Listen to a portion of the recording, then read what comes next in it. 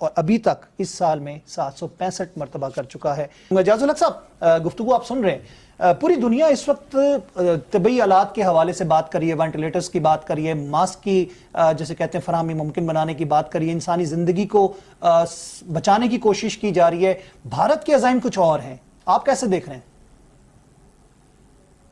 बिस्मिल्लाहिर्रहमानिर्रहीम। बहुत शुक्रिया आसिम, आपने आज काफी दिनों के बाद मैं प्रोग्राम में आया हूँ। अगर आप देखें कि हिंदुस्तान का फोकस जो है वो कोई नया नहीं है कि कोरोना की आड़ में उन्होंने ये शुरू किया है। वो एक एजेंडे के ऊपर जो है वो चल रहे हैं और उस पर बिल्कुल उस दुनिया को इग्नोर करके, ह्यूमन राइट्स को इग्नोर करके और जितना उन पर प्रेशर डाला गया उसको इग्नोर करके, अनफॉर्चुनेटली वो प्रेशर हम नहीं डलवा सके जो हमें डलवाना चाहिए था, क्योंकि हम तो ओआईसी की एक मीटिंग भी नहीं बुला सके। और फिर हम अपने उन दोस्तों को जो हम समझते हैं हमारे बहुत करीबी मुसलमान मुल्क हैं, उनको भी हम एक प्लेटफॉर्म पर इकट्ठा कर कर भारत पर हम प्रेशर नहीं डाल सके। अब उन्होंने जो माजी में करना शुरू किया, आप देख लें 2017 से शुरू हुआ, ये कुछ मुलाकातें की, हमारे इनवॉइस गए सारे मुल्कों के अंदर, लेकिन हिंदुस्तान ने अपनी जारियत जो है उसमें कोई कमी नहीं आने दी। उन्होंने पूरा उनको लॉकडाउन किया हुआ था और मेरा ये यकीन है कि शायद किसी कश्मीरी की आह लगी कि पूरी दुनिया का लॉकडाउन हो गया।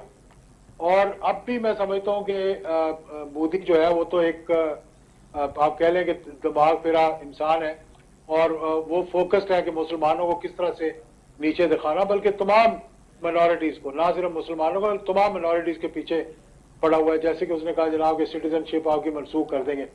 अब देखना यह है कि पाकिस्तान को क्या इकदाम करने चाहिए थे कि इसको काउंटर करते हैं। अब वो असला भी लेंगे, वो जारियत भी करेगा, वो हमें या डराते भी रहेंगे, धमकाते भी रहेंगे, लेकिन अल्हम्दुलिल्लाह हमें भी कुछ इस किस्म के इकदाम करने चाहिए थे, जैसे मैंने आपको कहा ओआईसी की मीटिंग के। बल्कि मैं एक कदम और आगे जाऊंगा।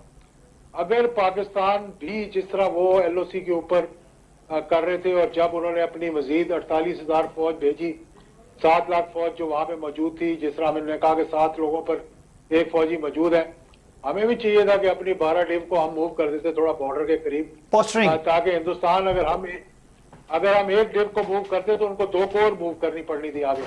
लड़ाई तो क्या लड़नी है, मेरा नहीं ख्याल कि लड़ाई लड़नी है, ये तो एक दूसरे को डराने धमकाने की बात है। हर किसी को मालूम है कि अगर आप लड़ाई लड़ी तो ये खित्ता ही तकरीबन उड़ जाएगा पूरे का पूरा।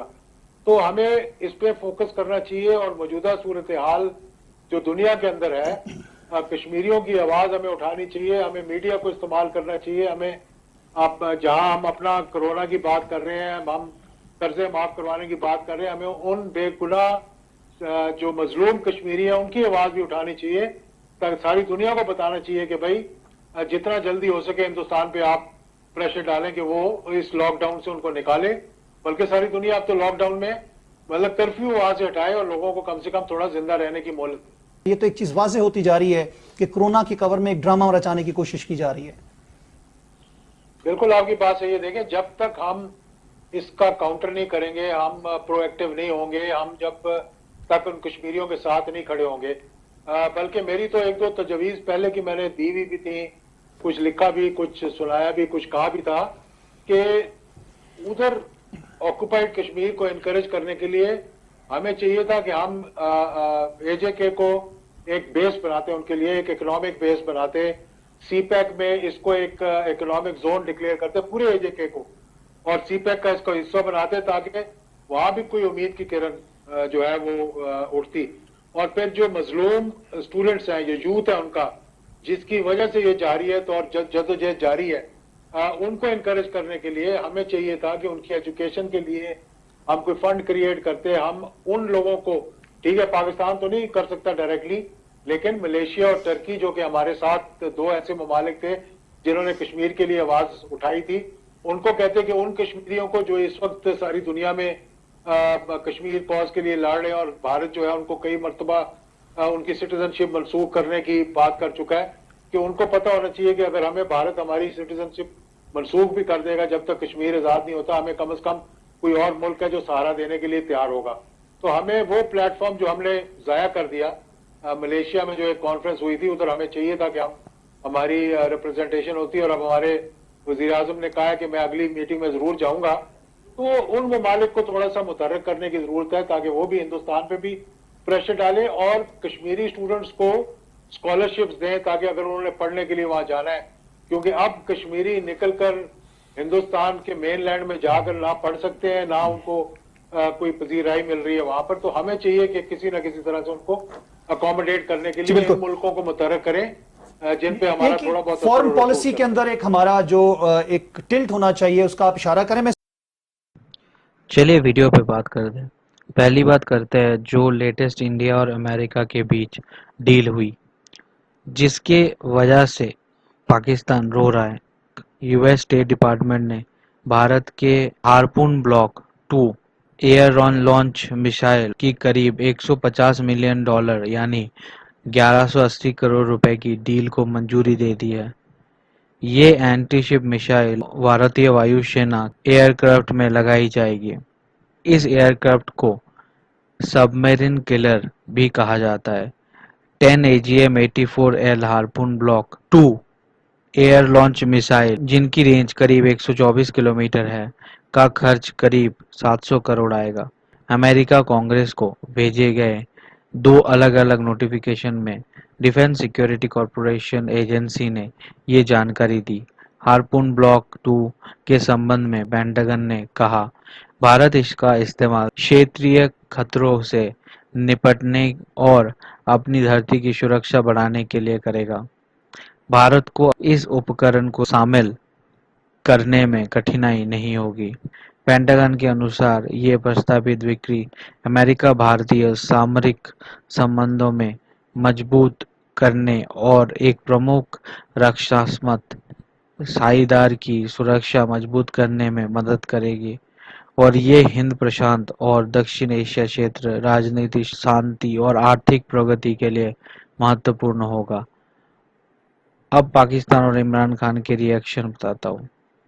पाकिस्तान ने शुक्रवार को कहा है कि अमेरिका और भारत को एंटी-शिप मिसाइलों की बिक्री परेशान करने वाली है, साथ ही इससे क्षेत्र में अस्थिरता पैदा होगी।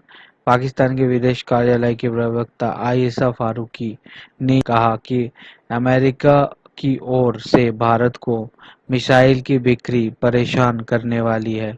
उन्होंने कहा, तकनीकी सहायता और साजो-सामान मदद के साथ इस तरह की मिसाइल प्रणालियां की बिक्री परेशान करने वाली है। जब महामारी से लड़ने के लिए दुनिया में एक दूसरे की मदद किए जा रहे हैं, इससे दक्षिणी एशिया की पहले से ही संवेदनशील स्थिति अस्थिर होगी।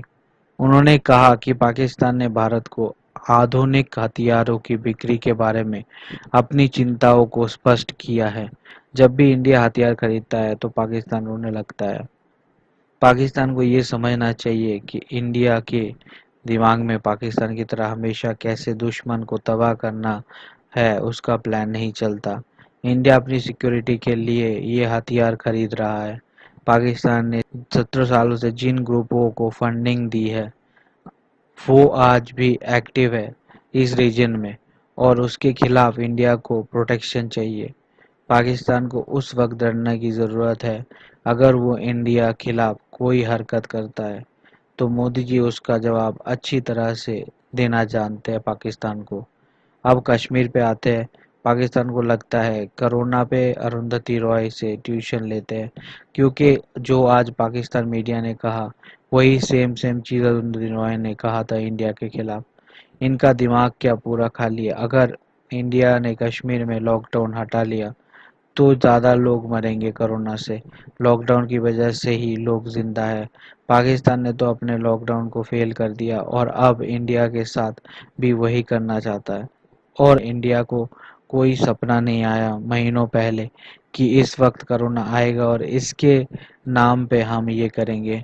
पाकिस्तान को इंडिया से डरना बंद करके अपने आप को कैसे सेव करना है उसकी चिंता करनी चाहिए। वीडियो देखने के लिए बहुत बहुत धन्यवाद। वीडियो अच्छा लगे तो लाइक ज़रूर कीजिए।